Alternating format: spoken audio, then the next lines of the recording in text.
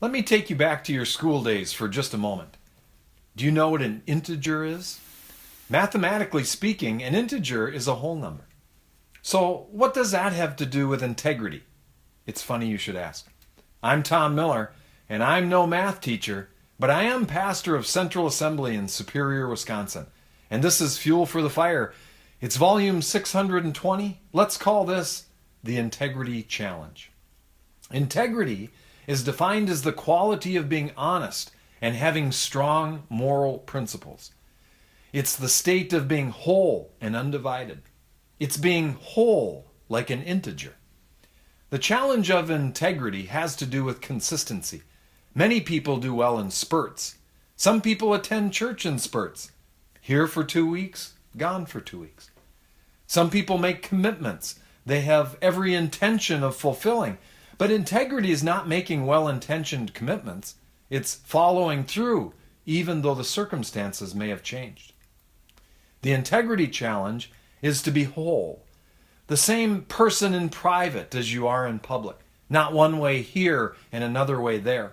We must endeavor to be the same person on the inside as on the outside. James, the half-brother of Jesus, said it like this: "A double-minded man is unstable in all his ways." What does it mean if you tell the truth most of the time? What does it mean if you keep most of your promises? It means you're unreliable and cannot be trusted.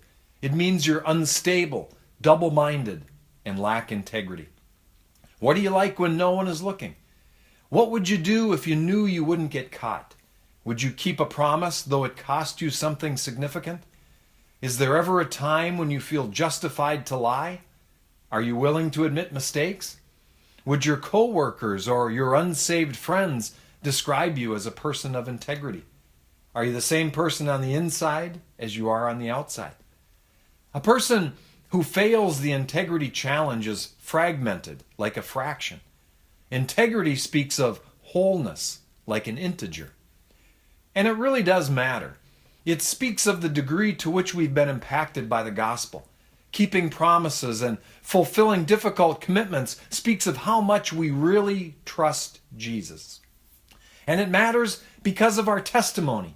If we're a dishonest or lazy employee, what does that say about the gospel?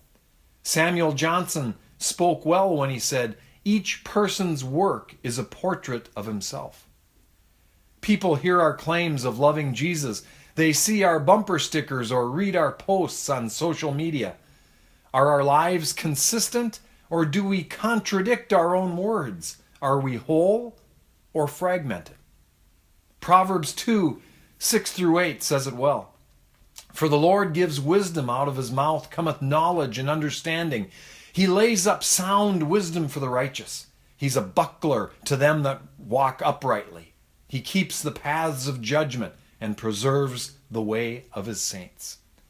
Be an integer and not a fraction. That's the integrity challenge. Hey, I'll see you in math class. That's a little fuel for the fire. And remember, I love you guys.